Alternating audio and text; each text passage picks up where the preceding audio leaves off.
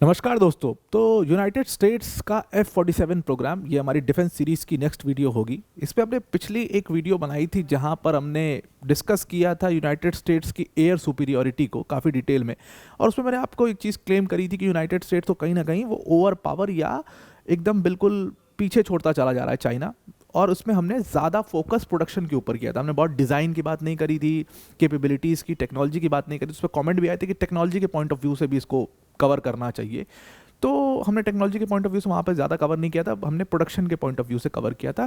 Quantity बहुत ज़्यादा air superiority में मैटर करती है और इसीलिए उसको हमने प्रोडक्शन के पॉइंट ऑफ व्यू से कवर किया था कि भाई चाइना की जो कंपनी है वो सिर्फ चाइना के लिए बना रही है। वहीं यूएस में जो कॉन्ट्रैक्टर्स हैं लॉकहीड मार्टिन टाइप के, ये 17 देशों को बेच रहे हैं। तो वहाँ पर एक बहुत बड़ा फर्क आ जाता है। भले ही रिकॉर्ड प्रोडक्शन उन्होंने इस साल किया हो, 191 फाइटर जेट बनाया हो, लेकिन कहीं पर भी वो कंपैरिजन में नहीं आते और इसीलिए यूएस कहीं ना कहीं वो पीछे छूटता जा रहा है। ये वाली वीडियो जो है उसी कड़ी में एक दूसरी वीडियो होगी जहां पर हम टेक्नोलॉजी को दिमाग में रख करके ये पूरी वीडियो को कवर करेंगे। अब यहाँ पर एक पेपर है जिसको बहुत ही मैंने फोकस किया, उससे काफ़ी चीज़ें उठाई हैं। देखिए, चाइना जो है टेक्नोलॉजी के सेंस में भी अगर हम देखें तो चाइना ने बिल्कुल मजाक सा उड़ा दिया। चाइना के ग्लोबल टाइम्स पर, अभी Chinese state media global times पर एक F-47 को कवर किया गया जो कि यूएस का सबसे लैंडमार्क प्रोग्राम बताया जा रहा है कि एयर सुपीरियॉरिटी के मामले में 6th generation fighter jet F-47 US का सबसे लैंडमार्क प्रोजेक्ट है इस समय पर। चाइना ने लिटरली उसको मॉक कर दिया। चाइना ने कहा कि ये एकदम बकवास डिज़ाइन है और ये फेल हो जाएगा पूरी तरीके से। और कहीं ना कहीं डोनाल्ड ट्रंप का स्टेटमेंट देखते हुए भी ऐसा लग रहा है कि शायद चाइना सही कह रहा है। कैसे सही कह रहा है उसको हम डिटेल में थोड़ी देर में डिस्कस करेंगे। पर वीडियो में आगे जाने से पहले एक बड़ी अनाउंसमेंट अनअकैडमी टीम की तरफ से कि अगर आप यूपीएससी सीएससी की प्रिपरेशन कर रहे हैं तो अनअकैडमी वन स्टॉप सॉल्यूशन है आपके लिए। Prelims is right down the corner और उसके लिए हमने Unacademy revision test series launch कर दिया 2026। इस टेस्ट सीरीज में लगभग 8 सब्जेक्ट वाइज ऑनलाइन टेस्ट होंगे।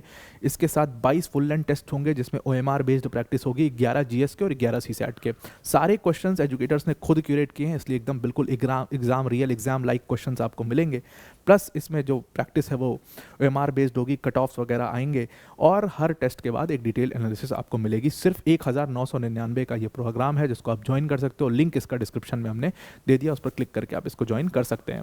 तो अब देखिए, डोनाल्ड ट्रंप जब सेकंड टर्म में आते हैं तो डोनाल्ड ट्रंप की सबसे बड़ा फोकस जो था, जो कि बहुत ही शानदार फोकस था, इसमें कोई दिक्कत की बात नहीं थी कि भाई हम अपनी एयर सुपीरियॉरिटी को बढ़ाने के लिए काम करेंगे और यूएस की एयर सुपीरियॉरिटी अब नेक्स्ट लेवल होगी, क्योंकि वो उनको वो समझ रहे थे।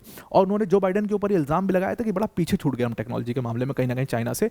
चाइना लगातार आगे चला जा रहा है। चाइना ने 2024 में अपना जो 6th जनरेशन फाइटर जेट्स का प्रोग्राम था उसको लॉन्च कर दिया था, जिसके तहत वो J-36 और J-50 बना रहे थे। तो कहीं ना कहीं डोनाल्ड ट्रंप का वो एक विजन था कि हम इस प्रोग्राम को लाना है। तो जैसे ही वो सेकंड टर्म में जीतते हैं, वो आते हैं और सबसे पहले वो इसी एनगैड प्रोग्राम के ऊपर फोकस करते हैं। वो नया प्रोग्राम लॉन्च करते हैं, इसको एनगैड बोलते हैं, यानी कि नेक्स्ट जनरेशन एयर डोमिनेंस। और इसके तहत F-47, इसको अब F-47 कह रहे हैं, तो इसके तहत F-47 इसके अंदर डेवलप होने शुरू होती है।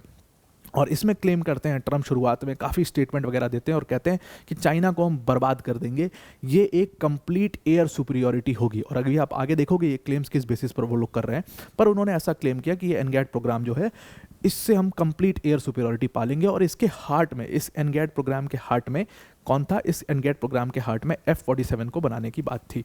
और इसका कॉन्ट्रैक्ट जो है वो बोइंग को दे दिया गया। अब देखिए, बोइंग के साथ एक बहुत बड़ा प्रॉब्लम रहा है। इन्होंने इसको लॉन्च किया मार्च 20, 2025 को। बोइंग को ये कॉन्ट्रैक्ट प्रोवाइड कर दिया गया। बोइंग एक बहुत ही अनरिलायबल कॉन्ट्रैक्टर रहा है, इसमें कोई दिक्कत की बात नहीं है। शुरुआत से बोइंग का अगर एक क्रिटिसिज्म आप किसी भी देश से पूछोगे, वो एक क्रिटिसिज्म ये रहा है कि they are very very highly unreliable. China ने इसी बेसिस पर उनको बहुत मॉक भी किया है, कई बार मॉक किया है, चाइना ने इसको कवर भी किया है। तो खैर ये बात होती है और एनगैड प्रोग्राम आता है और F-47 बनाने की बात चलती है। F-47 नाम इसका इसलिए रखा, इसके दो तर्क हैं। पहला तर्क ये कहा जाता है कि क्योंकि एक इनके पास बहुत ही लैंडमार्क इंजन था, P-47 थंडरबोल्ट, और 1947 में ही यूएस एयरफोर्स का गठन हुआ था, तो इसलिए इसका नाम F-47 ये लोग रख रहे हैं। हालांकि कुछ एक्सपर्ट्स का ऐसा ही मानना है क्योंकि ट्रंप 47th प्रेसिडेंट थे यूनाइटेड स्टेट्स के हैं, मतलब, तो इसलिए उन्होंने, और जिस तरह का आदमी ट्रंप है, जो सेल्फ ऑब्सेस्ड आदमी, मुझे लगता है कि ये वाला रीज़न ज़्यादा सही है कि 47th प्रेसिडेंट है वो, ताकि दुनिया इसको हमेशा याद रखे, क्योंकि ये एक लैंडमार्क अचीवमेंट होगा यूएस के लिए F-47 का बनना। तो इसलिए इसका नाम F-47 रखा गया। हालांकि नाम के ऊपर बहुत डिबेट हुआ लेकिन अभी रिसेंटली ट्रम्प ने सबको शॉक कर दिया, एकदम 180 डिग्री टर्न ले लिया। F-47 की जो ट्रम्प इतना तारीफ करते हुए नजर आ रहे थे, अब कहीं ना कहीं वो उससे डिसएसोसिएट होते हुए नजर आ रहे हैं। डेवोस में जब उसने स्पीच दी अपनी वर्ल्ड इकोनॉमिक फोरम में, तो उसने F-47 के ऊपर एक बात कही जो कि नोटिस करने वाली है। उसने F-47 के ऊपर ये बात कही कि लोग कहते हैं कि it is the most devastating plane, it is the most devastating fighter jet ever, और डिज़ाइन के पॉइंट ऑफ व्यू से इसमें बड़े फ्लॉ हैं। हालांकि मैं ऐसा नहीं मानता ये वो कहा, लेकिन इसने इस बात को एक्सेप्ट किया कि लोग ऐसा कह रहे हैं और हम इसको नोटिस भी कर रहे हैं, हम इसको जानते हैं कि F-47 एक बहुत ही डिवास्टेटिंग प्लेन है। तो इसने कहा कि ठीक है, मैं F-47 में से 47 हटा दूंगा। फिर वही अपनी उल जुलूल बातें जो वो करता है, नाम वाम को लेकर के डिस्कस करने लगा। लेकिन इससे एक इंपॉर्टेंट चीज़ ये हुई, 47 हटाने वाली जो उसने बात करी कि मैं इसमें से जो 47 वर्ड है, मतलब 47 जो नंबर है वो हटा दूंगा और उसका नया नाम रख देंगे हम। लेकिन ये एक बहुत ही शानदार प्रोग्राम होगा और ये पूरी तरीके से हमें जो है एयर डोमिनेंस दे देगा और ऐसा वैसा है।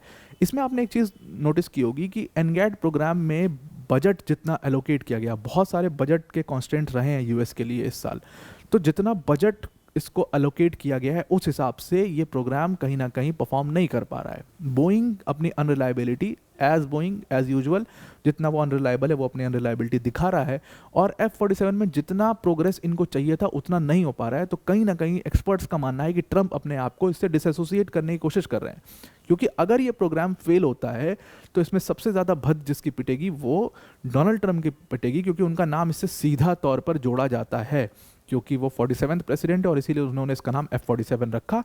इसीलिए वो 47 को इससे हटाना चाहते हैं। क्यों डिसएसोसिएट होना चाहते हैं वो इससे? पहले तो इसकी खूबियां समझ लेते हैं। यूएस एयरफोर्स आज भी क्लेम करता है कि ऐसा 6th जनरेशन फाइटर जेट कोई भी देश इसके करीब भी नहीं पहुंच सकता। ये पूरी तरीके से एयर कॉम्बैट को हमेशा के लिए बदल के रख देगा और चाइना क्या, पूरे हमारा इंडो पैसिफिक के ऊपर दोबारा से कब्जा हो जाएगा। और ऐसा वो क्यों क्लेम करते हैं? इसकी जो रेडियस है, मतलब इसका कहते हैं कि F-47 का जो कॉम्बैट रेडियस है वो बहुत ज़्यादा है। इसका कॉम्बैट रेडियस बताया जा रहा है कम से कम 1000 नॉटिकल माइल्स का, प्लस 1000 प्लस नॉटिकल माइल्स, जो कि लगभग 1800 किलोमीटर की बात ये लोग कर रहे हैं। अगर हम बाकियों से कंपेयर करें, F-15 का जो कॉम्बैट रेडियस है वो 600 नॉटिकल माइल का है। F-22 जिसके ऊपर डोनाल्ड ट्रंप खूब कूदते हैं और यूएस अपनी एयर सुपीरियरिटी खूब मतलब प्रमोट करता है, उसका कॉम्बैट रेडियस 590 नॉटिकल माइल्स का है। वहीं F-16 का कॉम्बैट रेडियस बहुत ही कम है, बहुत कम माना जाता है, 400 नॉटिकल माइल्स का। F-35A का 670 नॉटिकल माइल्स का। और ये क्लेम कर रहे हैं कि F-47 का 1000 नॉटिकल माइल्स का रेडियस होगा, यानी इसका मतलब है कि 1800 किलोमीटर का रेडियस होगा, जिसकी वजह से इससे होगा क्या, कॉम्बैट रेडियस होने से फ़ायदा ये होगा कि they can loiter around for a longer time, और सर्विलेंस के लिए बहुत तगड़ा यूज़ किया जा सकता है। प्लस एकदम क्रूशियल स्ट्राइक कैपेबिलिटीज़ जो हैं इसकी बहुत ज़बरदस्त होंगी। तो जितना ज़्यादा ये कॉम्बैट रेडियस होगा उतना इफेक्टिव एक प्लेन होता चला जाएगा। प्लस इसके साथ अगर इसको F-22 रैप्टर से कंपेयर करो तो F-22 का 590 नॉटिकल माइल्स का कॉम्बैट रेडियस है।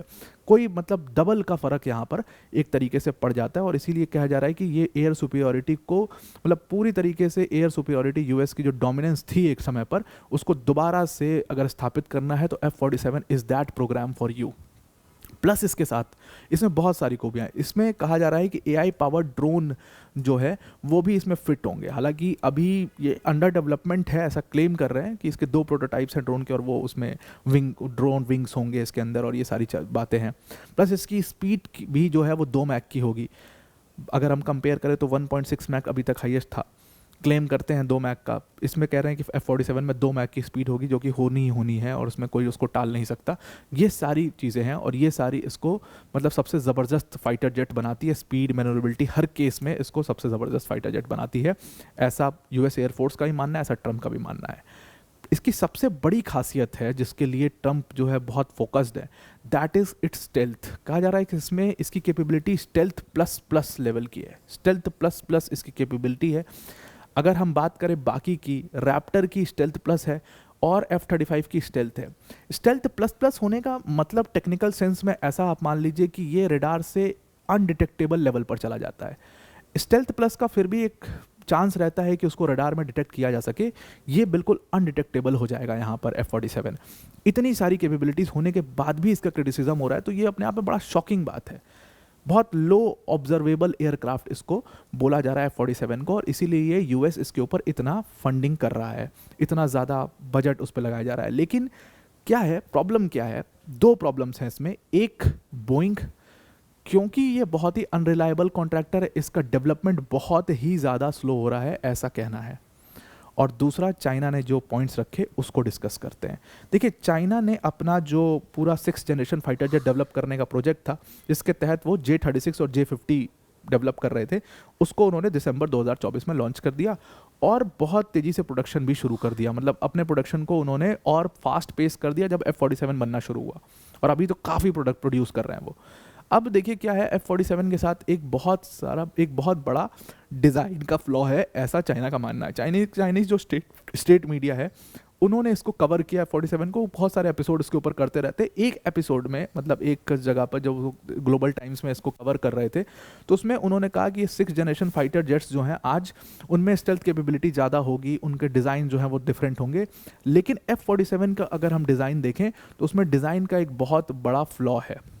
उनका ऐसा मानना है कि इसके डिज़ाइन की वजह से, क्योंकि इसमें वर्टिकल टेल मिसिंग है, तो ये चल भी रहा है, चाइना ने भी वर्टिकल टेल हटा दिया, लेकिन वर्टिकल टेल मिसिंग होने से इसकी स्टेल्थ सारे डायरेक्शंस में बढ़ती है, ऐसा मानते हैं। लेकिन क्योंकि यहाँ पर जो अपनी F-47 है, इसके पास एक वर्टिकल टेल है, तो इसकी स्टेल्थ उतनी ज़्यादा नहीं होगी जितना यूएस क्लेम कर रहा है, उसकी स्टेल्थ इतनी बेटर नहीं होगी। ये टेक्निकल बातें हो रही हैं, आई नो, मेरे लिए भी थोड़ा डिफिकल्ट है, आपके लिए भी थोड़ा डिफिकल्ट है। मतलब कहने का मतलब उनका ये है कि F-47 के अंदर बहुत सीरियस डिज़ाइन के फ्लॉज हैं जो बोइंग मार्क नहीं कर पा रहा है इस टाइम पर। चाइना इस चीज़ को बहुत अच्छे से समझ रहा है। इनका कहना है कि इसके स्टेल्थ को और ज़्यादा इन्होंने कॉम्प्रोमाइज़ किया है 2 कनाड्स की वजह से, जो कि बहुत क्लियरली विजिबल हैं। जो इसके कनाड्स हैं साइड से बहुत ज़्यादा विजिबल हैं, और इसकी वजह से इसके स्टेल्थ के ऊपर और ज़्यादा क्वेश्चंस होते हैं और इसकी स्टेल्थ और ज़्यादा कम होती है। और लिटरली उन्होंने अपने ग्लोबल टाइम्स की रिपोर्ट में यूएस को बहुत ज़्यादा F-47 के लिए मॉक किया है, और यूएस ने उसी का मतलब विरोध करते हुए डोनाल्ड ट्रंप ने वर्ल्ड इकोनॉमिक फोरम पर F-47 की खूबियां वो गिनाना शुरू कर रहे थे। लेकिन उस पर करते करते उन्होंने कहीं ना कहीं उस चीज़ को मान लिया कि लोग ऐसा मान रहे हैं कि इसका स्टाइल, इसका डिज़ाइन बहुत ही ज़्यादा डेवास्टेटिंग है।